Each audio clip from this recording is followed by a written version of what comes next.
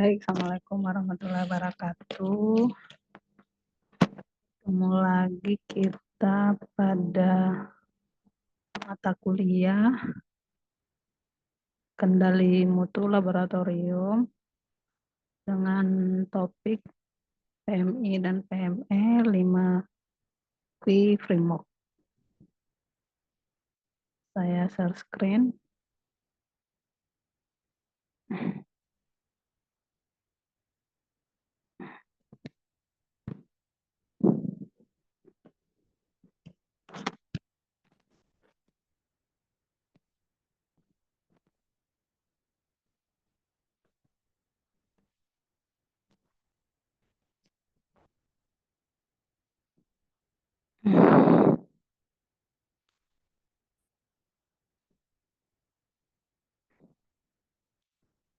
Baik ya, sudah terlihat ya untuk topik hari ini terkait pemantapan mutu internal dan pemantapan mutu eksternal 5 Key Framework. Adapun gambaran untuk perkuliahan hari ini ya. Jadi pertanyaan pertama itu terkait dengan sejarah standar kualitas atau mutu ya. Dasar-dasar pelaksanaan standar kualitas mutu, proses standar kualitas ya, pemantapan mutu, quality assurance ya, pemantapan mutu eksternal dan pemantapan mutu eksternal. Jadi adapun dasar pelaksanaan ya standar kualitas atau mutu lab itu, jadi berdasarkan Permenkes Republik Indonesia Nomor 43 Tahun 2013, di situ disebutkan bahwa laboratorium klinik itu perlu diselenggarakan secara bermutu untuk mendukung upaya peningkatan kualitas kesehatan masyarakat. Jadi di sini ditekankan lab klinik itu harus diselenggarakan secara bermutu ya. Jadi menekankan di sini adanya mutu yang dilaksanakan oleh laboratorium ya, entah itu lab swasta, pemerintah, mandiri. Nah, terus berdasarkan Peraturan Menteri Kesehatan Nomor 411 Tahun 2010 ya. Pada pasal 6 di situ menyebutkan bahwa laboratorium klinik itu wajib melaksanakan pemantapan mutu eksternal yang diakui oleh pemerintah ya. Nah, jadi di sini ditekankan adanya kegiatan pemantapan mutu eksternal ya yang diakui ya, jadi dilakukan secara berkala. Dan Permenkes nomor 298 tahun 2008 ya, 7 standar ya. Jadi di situ ada 30 parameter untuk akreditasi laboratorium kesehatan ya. Kemenkes ya, Keputusan Menteri Kesehatan RI ya nomor 1 1792 tentang pedoman pemeriksaan kimia klinik ya. Selanjutnya ya dasarnya itu jadi Komite Akreditasi Rumah Sakit ya KARS. Terus US Clinical Laboratory Improvement Amendment ya dalam CLIA ya. Dan Clinical Laboratory Standard Institute atau CLSI. Ya, jadi proses standar ya kualitas laboratorium itu dikenal dengan istilah filter model ya, Goldsmith. Istilah yang disebut sebagai filter model ya untuk validasi uji laboratorium ya. Jadi di sini ada beberapa tahapan ya, ada beberapa komponen ya yang harus dipenuhi ya untuk mendapatkan good quality result ya. Jadi hasil yang bermutu ya. Mulai dari administrasi validation ya, berarti terkait validasi administrasi, proses administrasi. Sampel validation berarti terkait validasi sampel pemeriksaan ya. Technical validation ya, berarti teknik validasi teknikal ya, berarti di sini terkait pemeriksaan ya. Terus ada pasien validation ya, berarti validasi dari data-data pasien ya. Dan terakhir itu terkait adalah clinical validation ya. Jadi di sini ya ada 5 komponen ya. untuk mendapatkan good quality result. Selanjutnya,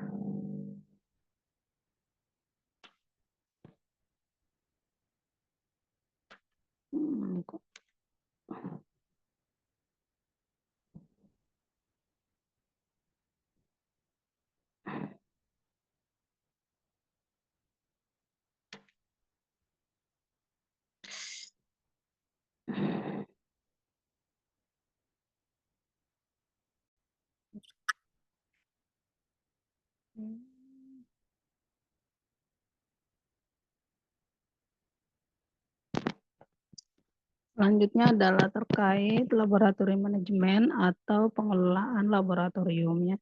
Jadi pengelolaan laboratorium ini merupakan usaha untuk mengelola suatu laboratorium ya. Jadi bagaimana suatu lab itu dapat dikelola dengan baik ya, itu ditentukan oleh beberapa faktor ya yang saling berkaitan satu dengan yang lainnya ya. Jadi beberapa faktor itu adalah mulai dari peralatan yang canggih ya, staf profesional yang kompeten dan terampil ya. Dan di sini disebutkan bahwa dengan staf yang profesional itu belum tentu dapat beroperasi dengan baik jika tidak didukung oleh adanya suatu manajemen lab yang baik ya. Jadi walaupun alat yang digunakan metodenya canggih, stafnya atau SDM-nya kompeten, kalau manajemen lab-nya nggak baik itu tidak menjamin ya bahwa itu didapatkan manajemen lab yang baik ya. Jadi diperlukan suatu adanya manajemen ya. Kalau berbicara manajemen berarti adanya organisasi ya, pengelolaan dari suatu lab itu ya. Sehingga di sini diperlukan adanya quality control ya, yang mencakup adanya kegiatan PMI, PME ya, asesmen ya atau penilaian, audit hingga adanya akreditasi ya terhadap petugas laboratorium ya. Pengujian alat pemeriksaan ya sampai pada kepuasan pelanggan ya. Jadi ada di dalam quality control ini tahapannya atau komponennya banyak ya, mulai dari PMI sampai ke evaluasi ya, evaluasi dan sampai kepada kepuasan pelanggan ya. Jadi QC ini sangat penting untuk dilakukan ya karena fungsinya bisa menjadi ini ya suatu proses pemantauan ya dan evaluasi ya efektivitas dari sistem manajemen mutu yang telah ada ya. Jadi di sini bisa dinilai ya dengan adanya QC itu bisa dilakukan penilaian ya. Jadi bisa dilakukan juga evaluasi apakah yang sistem Menlab yang dilakukan ini apakah udah efektif ataupun misalnya tidak efektif. Jadi bisa dinilai ya. Nah, dan di hasil akhir QC itu bisa menemukan akar permasalahan ya dari permasalahan yang ada ya sehingga bisa dilakukan perbaikan ya, perbaikan maupun penanggulangan secara dini ya. Jadi sebenarnya QC ini fungsi utamanya adalah mencari akar permasalahan ya. Kalau ada permasalahan dari sistem lab yang ada ya, jadi bisa dilakukan perbaikan dan peningkatan ya. Terkait dengan pemantapan mutu ya atau quality assurance ya. Jadi sebelumnya itu kita udah membahas juga ya terkait PMI ya pada ruang lingkup PMI ya pada pertemuan selanjutnya. Jadi kita singgung lagi di sini ya. Jadi quality assurance itu merupakan sebuah kegiatan ya yang ditujukan untuk menjamin ketelitian ya atau precision dan ketepatan atau akurasi hasil pemeriksaan laboratorium. Ya, jadi intinya di sini quality assurance itu poin utamanya adalah teliti dan tepat ya dari hasil pemeriksaan yang dihasilkan ya. Jadi di sini kegiatannya ada PMI dan ada PME ya. Jadi terkait dengan pemantapan mutu internal ya, sebelumnya juga kita sudah menyinggung ya, terkait, tujuan PMI itu. Jadi pertama memantapkan ya atau penyempurnaan metode pemeriksaan ya, dengan mempertimbangkan aspek analitik dan klinis. Kedua itu mempertinggi kesehatan tenaga sehingga tidak terjadi ya atau tidak mengeluarkan hasil yang salah ya, dan, perbaikan kesalahan itu bisa dilakukan sesegera mungkin ya. Terus memastikan ya bahwa semua proses mulai dari persiapan pasien ya, pengambilan spesimen, pengiriman spesimen, penyimpanan serta pengolahan spesimen sampai ke tahap pencatatan dan pelaporan hasil itu sudah dilakukan dengan benar ya. Terus selanjutnya adalah mendeteksi ya kesalahan dan mengetahui sumbernya ya. Ya, jadi kan kesalahan ada 2 ya, ada sistemik, ada random ya, jadi bisa diketahui ya dengan adanya PMI ini ya. Terus selanjutnya bisa membantu perbaikan ya, pelayanan pasien melalui peningkatan mutu. Jadi PMI ini, adalah suatu kegiatan pencegahan ya dan pengawasan ya, dilakukan oleh laboratorium ya secara terus-menerus ya. Memang dilakukannya terus-menerus setiap hari ya, agar tidak terjadi atau, mengurangi ya penyimpangan ya ataupun error ya, sehingga diperoleh hasil yang tepat ya. Jadi kalau memang ada kesalahan yang memang ya memang pasti ada ya, jadi minimal itu bisa diminimalisir dengan adanya QC ini ya. Jadi sebenarnya dalam kegiatan mutu quality control ini, jadi memang harus ada komitmen ya, komitmennya di sini untuk, mencapai mutu yang baik ya. Jadi ada beberapa faktor ya yang bisa mempengaruhi PMI ini ya. Ya fasilitas ya, kemarin juga udah dibahas ya terkait fasilitas berarti sarana dan prasarana yang ada di lab ya, yang menunjang, lab itu sendiri ya. Dana dan di sini terkait dengan keuangan ya, karena, untuk membeli alat, untuk perbaikan, ya itu kan semuanya membutuhkan anggaran ya. Jadi anggaran ataupun biaya di sini juga salah satu faktor mempengaruhi pemantapan mutu ya. Selanjutnya adalah petugas yang kompeten. Yang kompeten itu berarti, memiliki kompetensi ditunjukkan dengan adanya, adalah sertifikat ya, misal sertifikat, pelatihan ya, yang disebut sebagai well trained ya. Terus adanya kontrol kegiatan, jadi kontrol kegiatan ini dalam 3 tahapan proses ya, jadi ada pra-analitik, analitik maupun pasca analitik ya. Monitoring kontrol ya dengan statistik atau statistical quality control ya, dan, adanya mekanisme pemecahan masalah ya.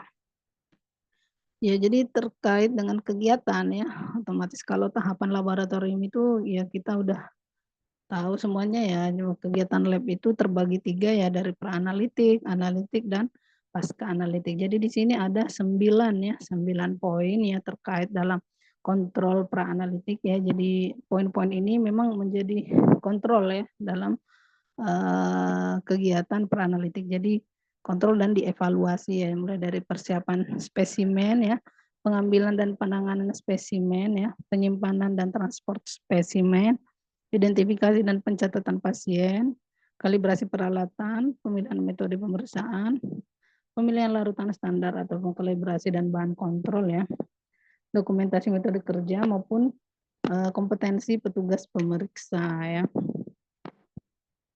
Yang masuk dalam kontrol analitik ya, jadi di sini 5 poinnya. Jadi adanya uji ketelitian ketepatan ya dengan bahan kontrol ya. Terus dilakukan uji bahan kontrol ya, sama persis seperti melakukan pemeriksaan spesimen, ataupun sampel. Jadi bahan kontrol itu, pemeriksaannya disamain aja dengan, pemeriksaan sampel ya. Jadi bisa di sini paling tidak menggunakan 2 bahan kontrol ya, ada normal dan abnormal. Jadi hasil pemeriksaan bahan kontrol dinilai dengan kurva Levy-Jeannine atau aturan Likert ya. Jadi nanti, praktikumnya itu adalah membuat ini ya, grafik wastecard ya dari hasil pemeriksaan bahan-bahan kontrol ya. Terus memantau variasi yang timbul ya selama pemeriksaan. Jadi kesalahan kan ada sistemik, ada random ya. Jadi di sini bisa dilakukan pemantauan pada tahapan kontrol analitik ya. Sedangkan kontrol pasca analitik ya, otomatis pencatatan data ya, pencatatan hasil pemeriksaan dan penyampaian hasil pada klinisi ya. Kontrol di sini ya, pemberian ini hasil ya, karena kan hasil itu kita tidak berikan kepada pasiennya, tapi kepada klinisi. Klinisi di sini adalah dokter yang akan membaca hasil pemeriksaan yang telah kita lakukan ya. Untuk pencatatan data, hasil dan penyampaian hasil ya lebih presisi dan akurat dengan sistem komputer laboratorium informasi sistem atau LIS ya. Jadi di dalam mata kuliah itu sudah ada ya mata kuliahnya terkait sistem informasi laboratorium ya. Jadi semua pencatatan data ya, mulai data awal pasien, sampel sampai hasilnya sekarang itu sistemnya udah by komputer ya, sudah pakai sistem komputer ya atau sistem informasi laboratorium ya. Jadi walaupun ada pencatatan manual itu tetap pencatatan itu akan dilakukan dengan sistem komputer itu kan lebih memudahkan juga ya pada pada saat merecord data ya ataupun untuk menemukan kembali data yang sudah dimasukkan itu kan kalau pakai sistem komputer ya itu akan lebih mudah ya. Dan di sini disebutkan lebih presisi dan akurat ya. Terkait dengan strategi 5P framework ya, ini terkait dengan total quality management ya atau TQM ya. TQM ini ada suatu model ya, model yang disebut sebagai 5Q framework ya. Jadi model ini ada beberapa komponen ya, ada 5 ya, makanya disebut sebagai 5Q framework ya. Jadi ada QLP, Quality Laboratory Process ya, ini terkait prosesnya. Kedua itu Quality Control atau QC ya. Ketiga itu adalah Quality Assessment, QA ya. Selanjutnya adalah Quality Improvement ya, QI ya, dan Quality Planning atau QP. Jadi terkait mutu pelayanan lab kesehatan ya, jadi harus baik dan bermutu ya. Ya mutu itu berarti berkaitan dengan hasil pemeriksaan ya, laboratorium yang tepat, teliti, benar, dapat dipercaya. Dapat dipercaya berarti hasilnya kita itu bisa dipertanggungjawabkan ya. Dan di sini hasil akhirnya itu adalah kepuasan ya. Jadi memuaskan pengguna jasa ya. Jadi kepuasan di sini bukan hanya pelanggan ya, tapi klinisi juga ya, dokter yang membaca hasilnya kita ya. Jadi hasil itu bisa dipertanggungjawabkan dan dapat dipercaya dari hasil lab yang kita keluarkan ya. Terkait dengan QLP di sini ya, terkait quality laboratory process ya. Yang termasuk dalam QLP di sini masuk dalam faktor praanalitik ya, terkait persiapan pasien ya. Persiapan pasien berarti pendataan pasien ya. Identitas ya, pengambilan dan penampungan spesimen ya, bagaimana metode mengambil sampel ya, cara mengambil maupun menampung spesimen itu. Terus selanjutnya adalah terkait penanganan spesimen ya. Jadi kalau spesimennya sudah ada, penanganannya itu proses penanganan tindak lanjutnya seperti apa. Terus kalau pengiriman spesimen ya, bagaimana spesimen itu dikirimkan ya. Dan terkait dengan pengolahan maupun penyimpanan spesimen kalau misalnya spesimen itu tidak segera diperiksa, berarti harus penyimpanannya itu harus sesuai standar ya yang telah ditetapkan atau sesuai dengan standar operasional prosedur atau SOP-nya ya. Terkait dengan faktor analitik ya berarti sudah masuk ke pemeriksaan spesimen itu ya, bagaimana pemeliharaan dan kalibrasi alat ya. uji kualitas regen ya, dan uji ketelitian dan ketepatan. Nah, dan selanjutnya di faktor post analitik ini berarti terkait dengan pelaporan hasil ya, penulisan hasilnya seperti apa dan interpretasi hasilnya itu bagaimana ya. Jadi dalam kesemua hal yang itu ya, jadi harus ada SOP lengkap dan baku ya. Jadi SOP ini memang semuanya harus ada ya, dan sudah dibakukan atau sudah distandarkan ya. Dan seluruh kegiatan atau langkah yang dilakukan di lab ya harus ada pencatatan ya maupun adanya dokumentasi. Jadi harus ada record ya, record dicatat ya, dokumentasinya ada ya. Jadi apabila terjadi perubahan ya di suatu lab itu, jadi bisa diketahui penyebabnya. Jadi harus ada sistem pencatatan yang dan dokumentasi setiap saat ya. Jadi kalau misalnya ada perubahan, ya itu bisa terdeteksi kalau misalnya ya ada ada trouble ya, itu penyebabnya bisa diketahui ya karena pencatatan atau record catatan maupun dokumentasi itu lengkap ya.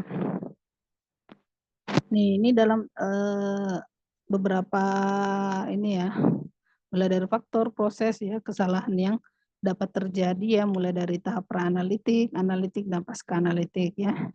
Jadi di sini di prosesnya itu kesalahan yang bisa terjadi ya pada permintaan tes misalnya ya, tes yang diminta itu tidak sesuai ya, tulisan tangan tidak jelas ya. Terus identitas pasien yang salah, jenis pemeriksaan yang tidak spesifik ya, ataupun permintaan terlambat ya. Jadi pada saat kita juga mengambil sampel itu sebaiknya sebelum pada saat pencatatan ya kita mencatat, setelah kita catat kita apa me, apa namanya, setelah kita mencatat kita ulangi kembali ya ke pasien apakah yang kita tulis itu udah benar, yaitu untuk meminimalisir kesalahan ya. Nah, terus pada pengambilan sampel ya, tabung sampelnya salah ya. Ini kesalahan yang bisa terjadi. Volume sampel yang diambil tidak sesuai atau kurang ya. Terus sampelnya itu tidak layak untuk diperiksa ya, misalnya ada hemolisis ya atau ikterik ya. Terus waktu pengambilan yang tidak tepat. Di faktor analitik ini terkait dengan pengukuran analitik. Apa yang bisa terjadi ya, kesalahan apa ya? Misalnya alat tidak dikalibrasi dengan benar ya. Ya bisa saja sampel itu tertukar atau tercampur atau sampelnya ada terkontaminasi ya. Terus ada masalah pada presisi alat ya. Terus ada bahan yang mempengaruhi analit yang diperiksa ya. Ini masuk ke pengukuran analitik. Di pasca analitik terkait dengan pelaporan hasil dan interpretasi ya. Kesalahan yang bisa terjadi apa? Hasil tidak dikirim ya. Hasil tidak dapat dibaca, hasilnya terlambat ya. Adanya kesalahan pada saat menyalin hasil ya. Spesifitas tes maupun sensitivitasnya itu tidak diketahui ya. Ya, terkait dengan QC ini yang kedua ya, dalam 5 strategi framework ya. QC ya, QC ini adalah komponen ya dalam proses kontrol ya. Jadi merupakan elemen utama ya dari sistem manajemen mutu itu sendiri ya, yang bisa memonitor proses yang berhubungan dengan hasil tes ya, dan dapat mendeteksi adanya kesalahan teknik maupun kesalahan non teknik ya. Jadi QC ini merupakan elemen yang utama ya pada sistem penjaminan mutu ya. Jadi bisa mendeteksi kesalahan teknik maupun non teknik ya.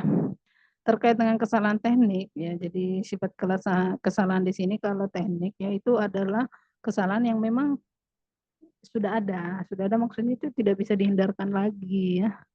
Nah, jadi kita di sini hanya bisa meminimalisir atau mengurangi. Jadi kesalahan ini memang yang sudah ada ya. Kita hanya bisa melakukan usaha perbaikan dengan memperkecil kesalahan itu, tapi tidak bisa untuk dihilangkan ya. Jadi misalnya di sini bisa ya kesalahan dalam mengatur ya panjang gelombang, bisa kesalahan mengatur suhu ataupun salah dalam mengencerkan atau menipiskan larutan standar ya. Terus kesalahan teknik ya, kesalahan teknik meliputi kesalahan acak ya, ada sistemik ya. Jadi kesalahan acak itu merupakan hasil pemeriksaan ya, bervariasi dari nilai yang sebenarnya. Kesalahan sistemik itu hasil pemeriksaan ya, yang menjurus ke satu arah ya. Jadi hasilnya selalu lebih besar atau lebih kecil dari nilai yang sebenarnya ya. Untuk kesalahan non teknik di sini, jadi ada kesalahan pengambilan sampel ya. Ini adalah kesalahan dalam persiapan penderita ya, hemolisis ya, ataupun serum itu terkena sinar matahari ya. Kesalahan penulisan dan perhitungan hasil ya. Jadi kesalahan teknik ini dapat dihindari ya dengan cara menerapkan organisasi yang teratur ya, bekerja dengan kesadaran dan disiplin yang tinggi. Jadi intinya untuk menghindari kesalahan non teknik ini ya, misalnya terkait penulisan atau perhitungan itu diulangi ya. Apabila kita mencatat, kita mereview kembali, maksudnya dilihat kembali sebelum hasil itu diberikan kepada klinisi ya. Jadi setelah dicatat, di cross check kembali mulai dari data pasien sampai hasil pemeriksaan. Itu adalah salah satu teknik untuk meminimalisir kesalahan ya. Nah, terkait dengan statistical QC ya. Jadi fungsinya di sini memantau perubahan yang terjadi ya, entah itu pada alat, regen, kalibrator maupun prosedur kerja ya. Jadi QC di sini meliputi ya QC regen ya. Jadi ada verifikasi regen ya, QC instrumen ya atau pengecekan fungsi instrumen maupun prosedur pemeliharaan instrumen ya, dan proses QC atau QC harian maupun QC periodik ya. Jadi program quality control itu bisa dikatakan baik ya jika memenuhi 3 komponen ini ya. Jadi pertama itu memantau kinerja pemeriksaan ya. Jadi tolak ukurnya itu ya atau indikatornya itu adalah menilai akurasi dan presisi, ketelitian dan ketepatan ya. Terus bisa mengidentifikasi masalah pemeriksaan ya dan bisa menilai kehandalan hasil pemeriksaan ya. Ya, jadi tujuan merencanakan prosedur QC ya, jadi ada beberapa ya. Satu itu dapat menjamin mutu pemeriksaan ya dengan biaya minimal. Ya, biaya minimal karena menghindari adanya duplo maupun triplo ya. Jadi satu kali pemeriksaan kalau QC-nya kita sudah berjalan dengan baik berarti sudah cukup ya. Hasil itu sudah layak dapat dipercaya dan bisa dipertanggungjawabkan ya. Jadi prosedur QC di sini dirancang ya atas dasar mutu yang diinginkan dari setiap metode pemeriksaan ya. Jadi menggunakan program QC validator ya dapat direncanakan ya. Control rule, jumlah pengukuran bahan kontrol ya, kemampuan mendeteksi kesalahan, derajat penolakan palsu maupun metode pemeriksaan ya. Jadi prosedur QC yang tepat ya dan penerapan yang benar itu ada beberapa komponen ya. Jadi di sini ada perhitungan yang tepat ya. Jadi untuk mengetahui nilai min dan standar deviasi ya. Membuat batas kontrol yang tepat ya. Menggunakan aturan kontrol yang tepat ya atau grafik levigening ya dengan penilaian Esgar rule ya. Sehingga bisa mendeteksi setiap sinyal out of control ini di luar kontrol ya yang mewakili kesalahan ya sebenarnya. Jadi adanya kebutuhan terhadap frekuensi pengukuran bahan kontrol dengan hasil yang tepat ya. Jadi dalam hal ini pemantauan kualitas itu dititik beratnya pada prosedur statistik yang dilakukan dengan memeriksa sampel yang sebenarnya konsentrasinya diketahui ya. Lalu hasilnya itu dibandingkan dengan nilai target sampel yang diperiksa ya. Terkait dengan quality assessment atau quality assurance ya. Jadi ini sebenarnya lebih kepada penilaian ya terhadap kinerja suatu laboratorium itu ya. Jadi QA ini merupakan kegiatan ya yang dilakukan oleh suatu institusi ya atau institusi tertentu untuk bisa menentukan kualitas dari pelayanan lab itu sendiri ya. Jadi ada proficiency test atau external quality assurance ya. Ini dilakukan dengan membandingkan hasil ya beberapa lab terhadap bahan kontrol rujukan dari laboratorium. Jadi dari proficiency test ini dilakukan perbandingan ya hasil beberapa lab dari sebenarnya bahan kontrol yang sudah diketahui nilainya ya. Terus dibandingkan dengan beberapa laboratorium ya. Jadi untuk persyaratan penanganan sampel dalam proficiency testing ya.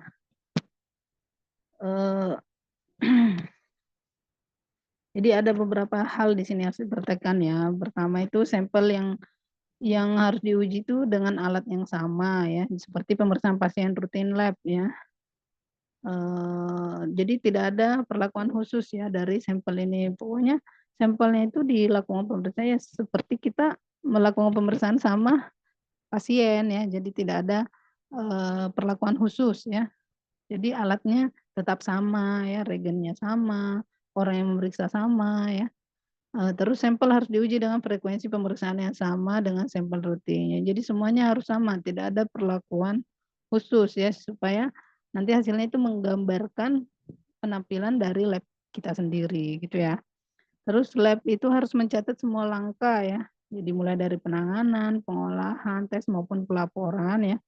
Untuk periode proficiency test ya, hanya diperlukan untuk metode primer ya, yang digunakan untuk menguji analit dalam sampel pasien selama periode proficiency test. Jadi memang ada periode ya penilaian sampel proficiency testing ini ya. QI itu terkait quality improvement ya.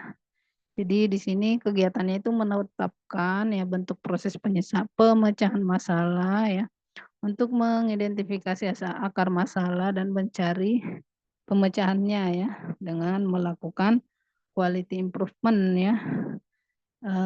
Dengan adanya quality improvement ini penyimpangan itu bisa dicegah ya dan diperbaiki selama proses pemeriksaan berlangsung ya. BP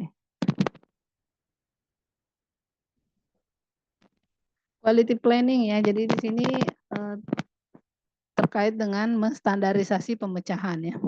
Menetapkan ukuran-ukuran yang untuk menilai kinerja suatu laboratorium ya. Serta mendokumentasikan langkah-langkah pemecahan masalah dan untuk mengimplementasikan ya pada QLP. Jadi di sini sudah ada standarisasi ya. Standarisasi penetapan nilai ya, atau ukuran ya dalam penilaian kinerja suatu lab itu. Jadi sudah ada standarisasinya ya. Sudah ada semua lengkap ya SOP ya. Ada dokumentasi ya terkait dengan pemecahan masalah ya. Jadi ini proses implementasinya ini ada pada QLP ini ya. Jadi kalau kita gambarkan dari strategi 5 key framework ini ya, jadi adalah suatu tahapan rangkaian ya, yang memang saling berkesinambungan ya, jadi saling berhubungan satu dengan yang lainnya ya. Jadi ada QC, QA, QA, QP sampai QLP ya. Jadi penerapannya di sini ya semuanya itu akan diterapkan pada QLP ini ya. Jadi quality planning ya. Jadi merupakan suatu rangkaian ya dalam 5 Q strategi framework ya. Ya, jadi terkait interpretasi hasil pemantapan mutu ya. Jadi kita kenal dengan aturan Westgar Rule ya. Aturan Westgar Rule ini ya dikenal ya sebagai suatu interpretasi ya dalam hasil pemantapan mutu ya. Jadi di sini ada penilaiannya ya. Jadi ada 6 ya penilaian ya. Itu bisa dinilai ya dari aturan Westgar Rule ini. Jadi penilaian 1 sampai 2S ya. Jadi satu kontrol di luar nilai min ya. Plus minus 2 SD dan tidak melampaui plus minus 3 SD ya. Itu merupakan ketentuan peringatan ya. Kalau 1-3 S ya, berarti kontrol di luar nilai plus minus 3 SD ya. Berarti sudah, eee, menggambarkan adanya penolakan ya, ketentuan penolakan, di sini mencerminkan adanya kesalahan acak ya. Apabila hasilnya 2-2 S ya, 2 kontrol berturut-turut di luar nilai min plus minus 2 SD ya, atau 2 kontrol ya berbeda level ya berada di luar nilai min plus minus 2 SD, juga merupakan ketentuan penolakan ya, jadi mencerminkan adanya kesalahan sistemik ya. Kalau tadi adalah kesalahan acak 1-3 S ya, ini, selanjutnya adalah kesalahan sistemik ya. R4S di sini ya, berarti kontrol itu di luar nilai min plus 2 SD ya. Dan satu kontrol lain di luar nilai min ya. Nilai min 2 SD atau 2 kontrol berturut-turut plus 2 SD kemudian min 2 SD merupakan ketentuan penolakan. Ini juga mencerminkan adanya kesalahan acak ya. Jadi 41S di sini 4 kontrol berturut-turut itu di luar nilai min ya plus 1 SD ataupun min 1 SD ya. Ini merupakan ketentuan penolakan yang mencerminkan kesalahan acak dan sistemik. Selanjutnya itu 10 kontrol berturut-turut ya pada satu sisi di atas atau di bawah nilai min ya. Ini merupakan ketentuan penolakan yang mencerminkan adanya kesalahan sistemik ya. Jadi ini ada interpretasi ya, ada 6 interpretasi itu nanti akan kita lihat ya, bisa kita nilai hasilnya ya dari setiap bulan dari pelaksanaan QC itu ya. Kalau terkait dengan PME ya, jadi kegiatan yang diselenggarakan secara periodik ya oleh pihak luar di luar lab yang bersangkutan ya. Jadi di sini untuk memantau dan menilai penampilan suatu lab ya dalam bidang pemeriksaan tertentu. Jadi di sini ditekankan bidang pemeriksaan tertentu. Jadi setiap pemeriksaan itu dilakukan PME-nya masing-masing ya. Jadi setiap pemeriksaan ya. Kan di setiap pemeriksaan juga satu bidang hematologi, kimia klinik itu kan ada beberapa macam pemeriksaan ya. Jadi tergantung pemeriksaan apa yang dilakukan untuk diikutkan dalam kegiatan PME ya. Jadi penyelenggara ya di sini bisa Kementerian Kesehatan ya, swasta bisa dari PDS Patklin ya ataupun skala internasional ya. Jadi sudah ditekankan bahwa setiap lab itu wajib mengikuti PME ya yang diselenggarakan oleh pemerintah. Jadi di sini bisa juga swasta ya. Intinya hasilnya itu diakui oleh pemerintah ya. Jadi dilakukan secara teratur ya, secara periodik ya, meliputi semua bidang pemeriksaan. Jadi biasanya penyelenggaraan PME itu tergantung ya, bisa ya ada yang per 6 bulan, ada yang 1 tahun sekali. Jadi hasilnya nanti itu kan berupa sertifikat ya dan ada masa aktifnya juga ya. Jadi kalau misalnya sudah habis ya berarti harus diperbaharui kembali ya.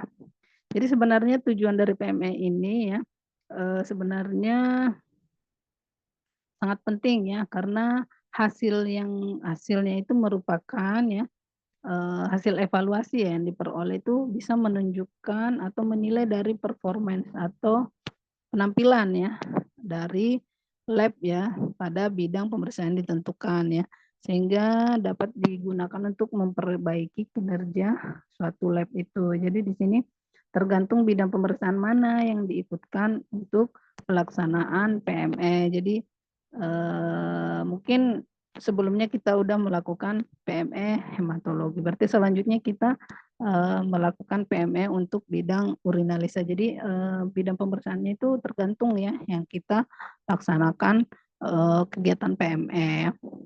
Untuk hasil PME di sini ya setiap nilai parameter pemeriksaan ya yang ikut serta dalam PME itu dicatat ya dilakukan evaluasi untuk mencari penyebab ya ataupun error ya, kejadian error ya, sehingga bisa dilakukan langkah-langkah perbaikan ataupun peningkatan ya.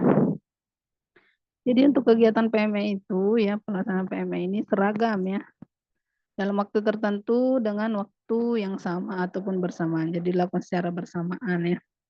Jadi dalam kegiatan PME ini ya tidak boleh diperlakukan secara khusus ya, Khusus berarti waktu pemeriksaan harus dilakukan oleh petugas yang biasa melakukan pemeriksaan itu ya. Jadi misalnya ya kita mengikuti PME hematologi ya, itu pemeriksaannya ya yang memang petugas yang ada di bidang hematologi itu, jangan yang memeriksa adalah yang bidang kimia klinik ya. Jadi pada pemeriksaan itu petugasnya harus sama ya.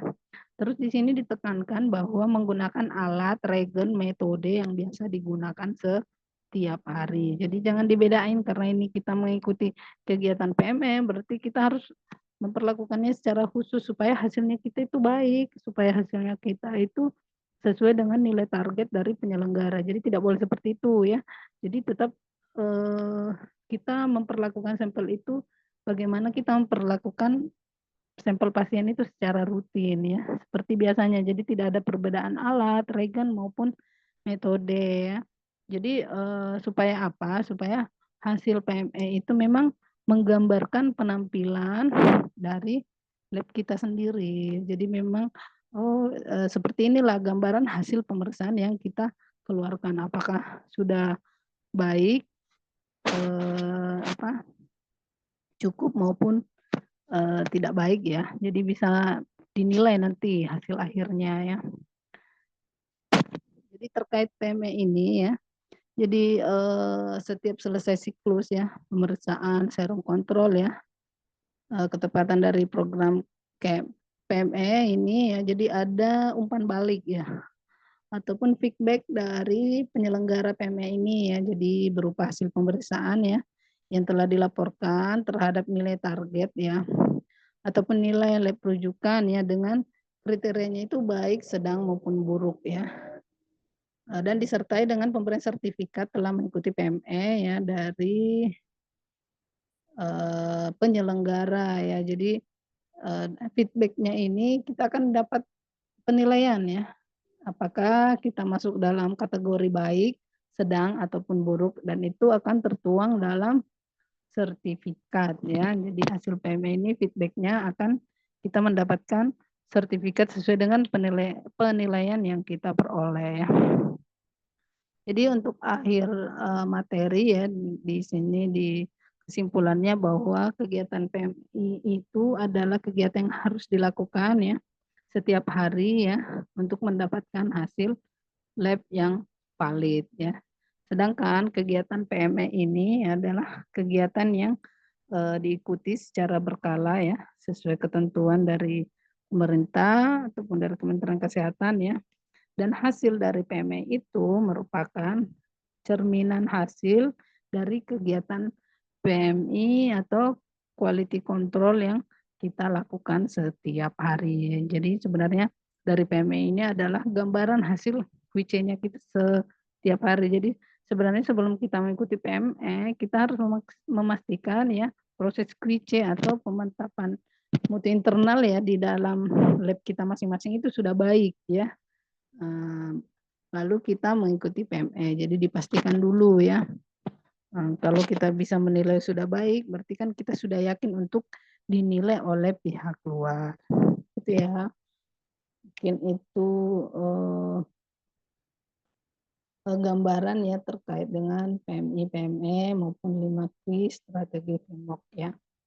Dan di sini coba kita lihat terkait implementasi ya 5Q framework itu contoh pada pemeriksaan TB. Jadi ini salah satu contoh saja ya bagaimana implementasi dari model 5Q framework ya. Jadi ini khususnya adalah pemeriksaan TB ya.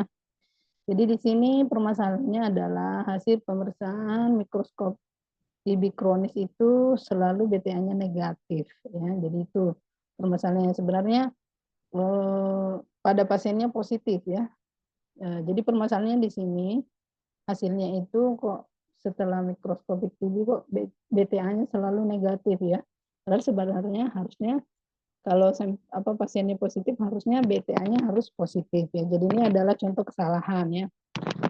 Bisa kesalahan ya. Jadi untuk mencapai lab yang bermutu ya, itu tercapainya pemeriksaan bermutu. Jadi diperlukan strategi ya dan perencanaan quality management ya dengan model 5Q framework ya. Jadi di siklus 1 ini terkait dengan QLP ya, berarti Quality Laboratory Process ya. Jadi di sini dikaji ya terhadap seluruh prosedur kerja yang dilakukan yang mulai dari terhadap sampelnya ya, mulai dari praanalitik, analitik dan pasca analitik ya. Jadi di sini kita bisa lihat ya dari praanalitik itu waktu pengambilan sampel ya dan penanganan spesimen sputum pada pagi hari setelah makan dan minum ya. Pada analitiknya ya dilakukan pembuatan sediaan berukuran 1 x 1 cm lapisan ya terlihat agak tebal ya. Kedua itu sebelum pembuatan sediaan objek gelas itu tidak dibersihkan ya. Pada pasca analitik ya mencatat hasil pemeriksaan pada formulir register TB O4 dan O6 ya. Dan kedua itu interpretasi hasil dan laporan ya. Pada proses quality control ya, di sini pada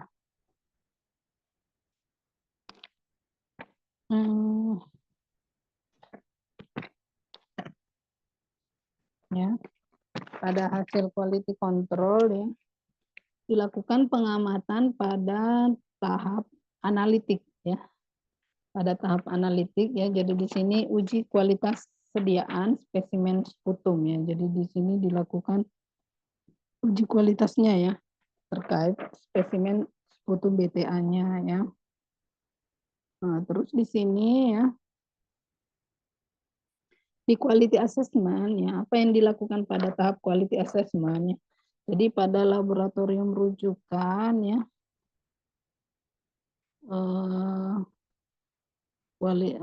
rujukan ya didapatkan BTA positif 3 ya dengan sampel yang sama. Nah, selanjutnya di sini ya di quality improvement ya diidentifikasi ya akar permasalahan pada tahap analitik itu ya. Jadi ada beberapa di sini yang dilihat ya mulai dari ukuran ya, proses pembuatan sediaan itu ukurannya ya. Terus pewarna ya, pada proses pewarnaannya, kebersihan ya, kebersihan dari preparat yang dibuat dan bagaimana ketebalan dan kerataan sediaan. Jadi memang dinilai ya ketebalannya berapa batas ketebalan kerataannya ya. Jadi menjadi penilaian ya ketebalan dan kerataan sediaan. Pada quality planning-nya, di quality planning ini dilakukan standarisasi pemecahan masalah ya, menentukan nilai atau ukuran ya. Jadi di sini dilakukan penilaian kinerja ya suatu laboratorium ya, serta mendokumentasikan langkah pemecahan masalah untuk diimplementasikan pada QLP ya. Jadi di sini dibuat juga pembaruan pada standar operasional prosedur ya SOP ya yang meliputi ukuran sediaan itu seharusnya 3 kali 2 cm ya dan dibuat spiral ya. Terus dilakukan pewarnaan Zil-Nielsen ya, karbonfluksin, asam alkohol. Nah, terus kondisi sediaan itu harus bersih ya. Nah, untuk kondisi sediaan di sini ya tidak boleh terlalu tebal ya dan tidak boleh terlalu tipis ya. Ini pada pelaksanaan quality planning ya. Jadi pada siklus 2 ya, setelah permasalahan pemeriksaan ya terhadap tahapan analitik ini ya, pemeriksaan tahap analitik diperbaiki ya, hasil pemeriksaan BTA tetap negatif ya. Jadi permasalahan pertama ya, ternyata sudah diperbaiki namun hasilnya ternyata masih ini negatif ya. Jadi kita mencari lagi akar permasalahannya ya. Jadi kalau kita di quality planning itu sudah diperbaiki, dilakukan pemeriksaan ulang, ternyata masih negatif, berarti kan kita mencari permasalahan lagi di tahap selanjutnya ya. Jadi tahap selanjutnya ini masuk ke tahap analitik ya. Maka kemungkinan permasalahan pada tahap analitik ini ya.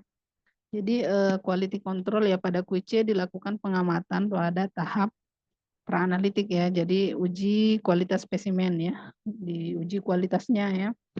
Terus pada quality assessment ya, pada lab rujukan didapatkan BTA positif 3 dengan sampel yang sama ya.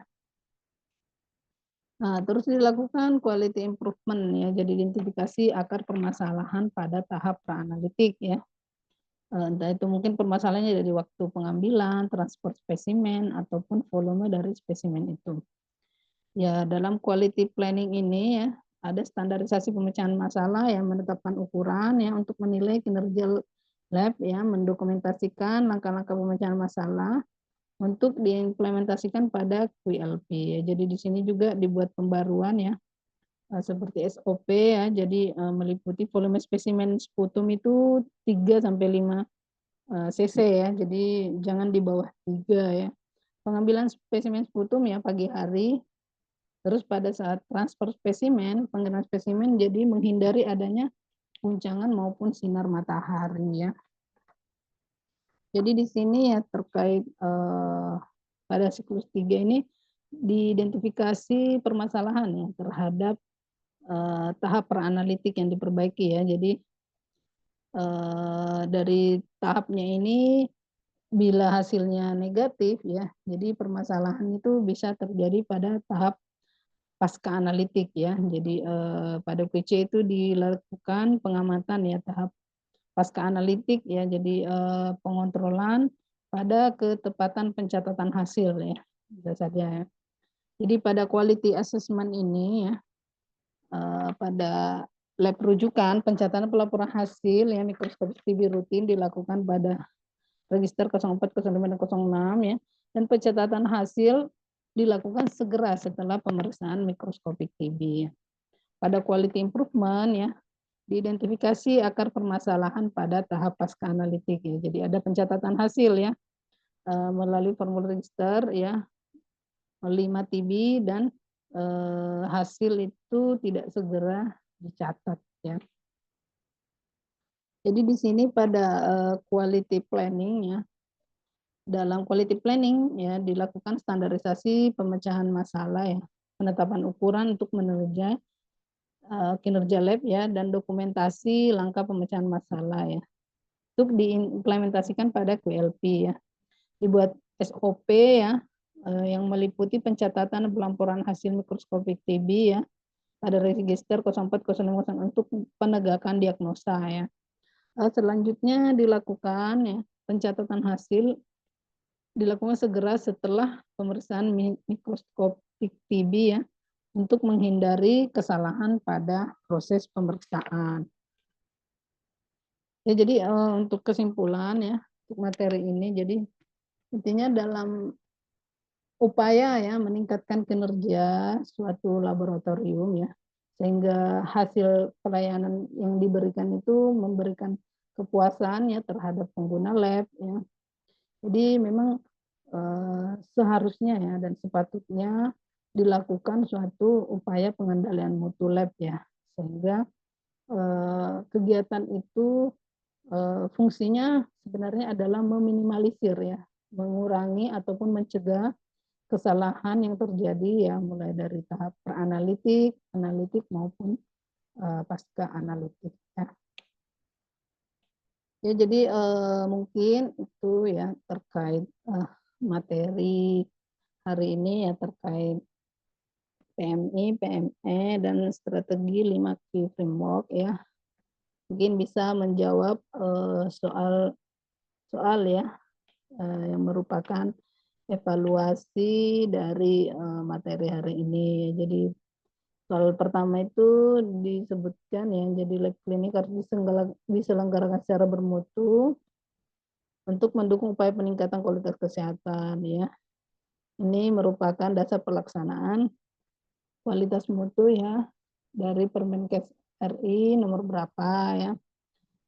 Soal kedua itu kegiatan pencegahan dan pengawasan dilaksanakan oleh setiap lab secara terus-menerus ya, sehingga tidak terjadi ataupun mengurangi penyimpangan sehingga diperoleh hasil pemeriksaan yang tepat. Ini merupakan dinamakan apa ya. Soal ketiga ya, standarisasi pemecahan, penetapan ukuran untuk menilai kinerja suatu lab serta mendokumentasikan langkah pemecahan masalah dan diimplementasikan pada QLP ya, Quality Laboratory Process. Ini merupakan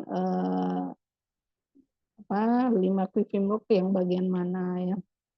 Ini ada soal esai ya, apa tujuan dilakukan pemantapan mutu ya, yang masuk dalam strategi model 5 quick framework itu apa, dan ada 2 kesalahan dalam quality control ya, disebutkan perbedaan dari keduanya. Ini mungkin linknya yang bisa dilihat ya dalam proses pelaksanaan PMI dan PME yang mungkin bisa di searching sendiri ya terkait video pelaksanaan PMI maupun PME.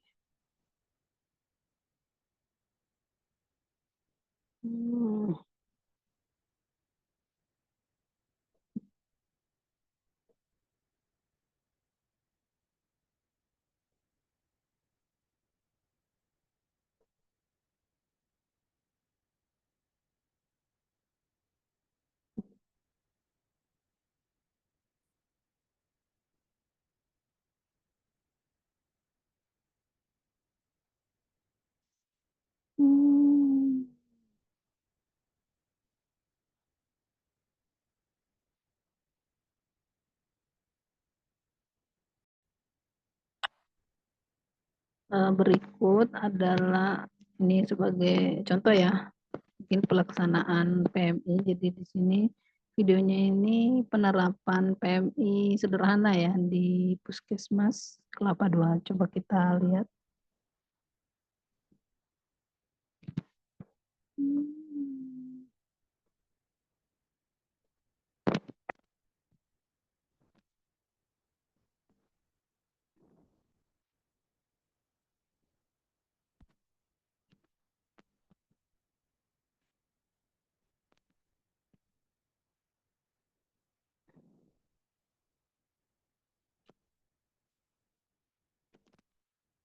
Nanti mungkin bisa di apa?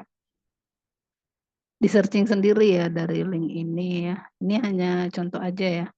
Misalnya pelaksanaan PMI ya di lab ya, khususnya di sini adalah di puskesmas ya. Kesehatan masyarakat dan memberikan pelayanan kesehatan yang berkualitas dan bermutu.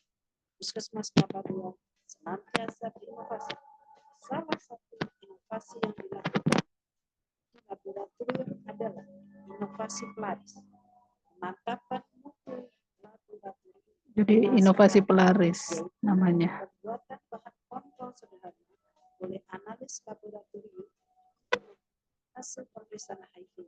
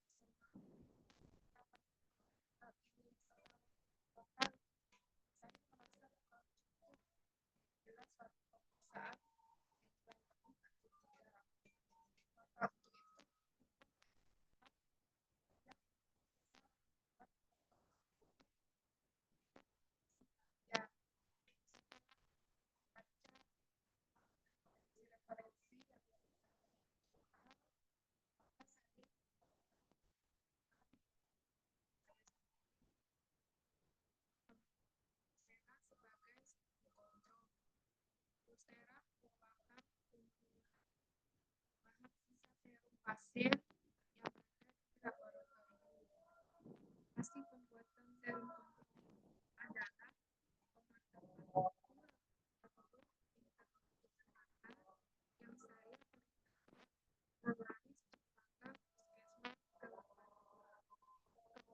pada puskesmas ini adalah sudah didapat, sudah digunakan dan berasal dari saya mencoba untuk membuat pelaris. Alat-alat dan bahan yang diperlukan adalah tabung reaksi 3 mili, mikrotub, yellow tip, blue tip, mikropipet, vokal steril, pipet plastik, parafilm, dan alat tulis. Ini adalah serum dari pasien-pasien positif dan ini serum dari pasien-pasien negatif. Tabung reaksi kosong 3 mili diberi label kontrol positif dan kontrol negatif. Pipet serum ke dalam tabung reaksi, kemudian tutup dan dibekukan di dalam freezer. Ulangi kembali keesokan harinya sampai terkumpul serum sebanyak 3 mili. Bahan kontrol yang sudah dibekukan dikeluarkan dari freezer dan didiamkan pada suhu ruang sampai mencair keseluruhannya. Setelah mencair semua, serum dipindahkan ke dalam botol steril dan diaduk-aduk secara perlahan sampai homogen. Setelah homogen, serum dipindahkan kembali ke dalam tabung reaksi. Serum sudah homogen disentrifuge selama 15 menit dengan kecepatan 2000 rpm. Kemudian selesai disentrifuge, cairan atas dipindahkan ke dalam botol steril lalu dihomogenkan kembali dan dibagi-bagikan ke dalam mikrotub sebanyak 50 mikroliter. Setelah itu, mikrotub ditutup dan dilapisi parafilm agar tidak terjadi kebocoran. Mikrotub yang sudah dilapisi parafilm dimasukkan ke dalam botol steril dan disimpan di dalam freezer. Inilah pelaris yang sudah jadi.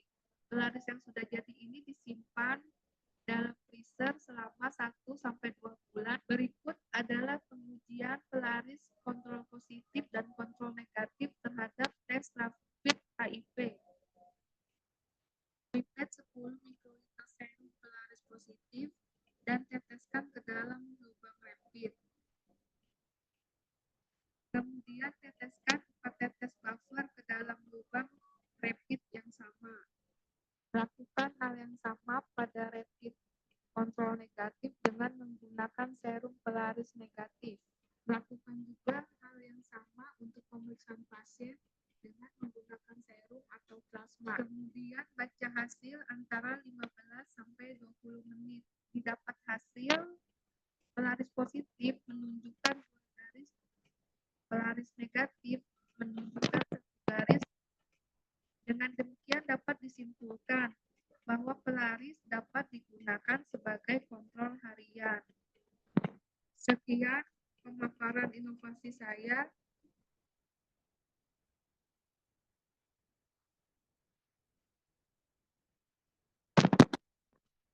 Jadi video tadi itu sebenarnya menggambarkan ini ya adanya inovasi pembuatan bahan kontrol di sini. Bahan kontrol di sini terkait pemeriksaan HIV ya, mungkin untuk yang terkait pelaksanaan PMI ataupun PME di lab itu mungkin masing-masing bisa searching ya, searching videonya mungkin terkait pelaksanaan PMI maupun PME ya.